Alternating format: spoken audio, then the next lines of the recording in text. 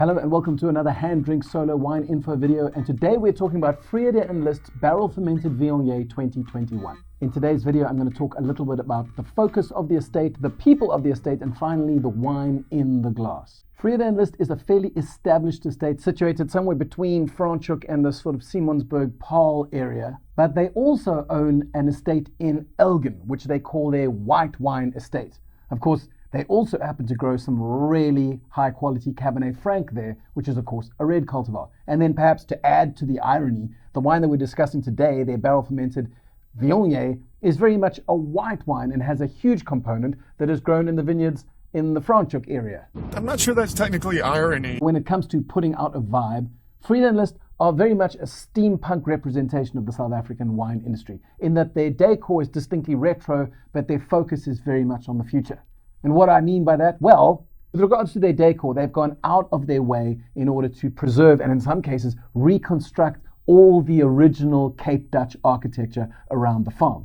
But they have also put a huge amount of effort into making sure that they are sustainable into the future. They've installed a very impressive solar power system which enables them to run completely off the grid during sunlight hours. The cellar, the restaurant, the admin offices. And we can add to the fact that within the first year of its operation, it managed to halve the carbon footprint of the estate. But it's not just their energy use that is progressive, their HR department is pretty on point too. They have a sort of Charlie's Angels employment policy with an all-female winemaking and viticultural team, although it's more modern and no nonsense, so perhaps more like the Ghostbusters reboot kind of vibe. Their current winemaker, Karlin Nel, in fact became the youngest female cellar master in South Africa when she took over Vrede-en-Lust in 2017 at the age of 25.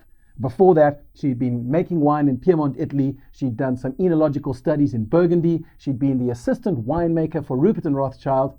And then when she settled down at Vrede-en-Lust in 2017, promptly went about earning 2 consecutive double golds from the National Wine Challenge for her Barrel Fermented Viognier 2018 and Barrel Fermented Viognier 2019. Although she can't take all the credit for those double golds because Vrede-en-Lust also have a fairly sharp viticultural team in the form of Annette Heeman and Yolanda Barnard.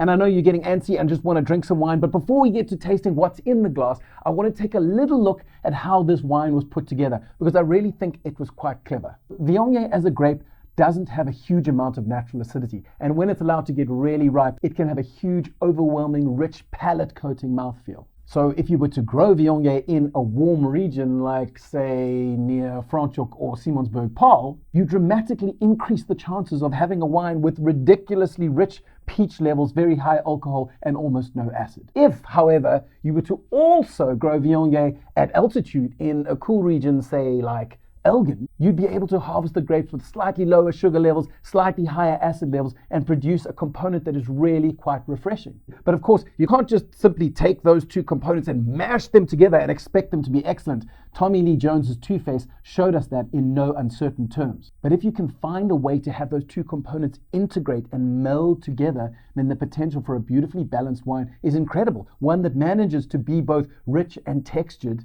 but also refreshing. Perhaps it would be less like Two-Face and more like Captain Planet. So how were the grapes melded? Well, that's the weird thing. In this case, they were all barrel fermented, but the components were kept separate until just before bottling. So they matured completely separately and then were mixed just prior to bottling. But for some reason, the process really worked, and the end result is a wine that I think is quite special. What's so special about it? Well, let's take a sniff. So in the glass, we have that combo which you often get with Viognier, which is a sweeter peach set up against a slightly tarter fresh apricot fruit. But there's also a little bit of marzipanish almond element in there, some gravel, which is quite lovely. And then, although it sounds really dumb to say it, there's a little bit of a grape aroma, sultanas to be specific. So that can be problematic, right? Because you can sound pretty dumb saying that a wine smells of grapes. And if you find yourself in that setting and really can't bring yourself to say, I smell grapes with a straight face, then what you can say is, I smelled strong traces of the source fruit. And when we taste it, well, then it really all does come together quite nicely. As I mentioned, you have the more vibrant, fresh apricot levels with a little bit of lime in there, but you also have peach fruit coming in and a kind of bitter almond hint right on the back end, which is quite lovely. And I guess our notes would be incomplete if we didn't talk about oak at least once. And I know a lot of wine critics or winemakers feel like if you can smell oak at all on a wine, then You fucked up. In this particular instance, I feel like the little thread of vanilla spice is actually something that sews the two components together quite nicely. The sweeter peach, the tartar apricots and limes, just threaded together by a touch of oak in there. And in the end, this wine is a rather coherent little expression of clever winemaking and diligent viticulture. Okay, so that's all we have time for today, but if you have any questions about Vrede-en-Lust or Karlin Nel or Charlie's Angels or Viognier in general, or even oddball expressions of wine from the South African winelands, then be sure to drop them in the comments section on the HanDrinksSolo website and I will try to get back to you. Better yet, if you're watching this on YouTube, then why not subscribe to the HanDrinksSolo wine channel, where I publish 6 videos every month where we talk about wine science, wine history, viticulture, unusual cultivars, and some of the rising winemaking stars coming out of the South African winelands.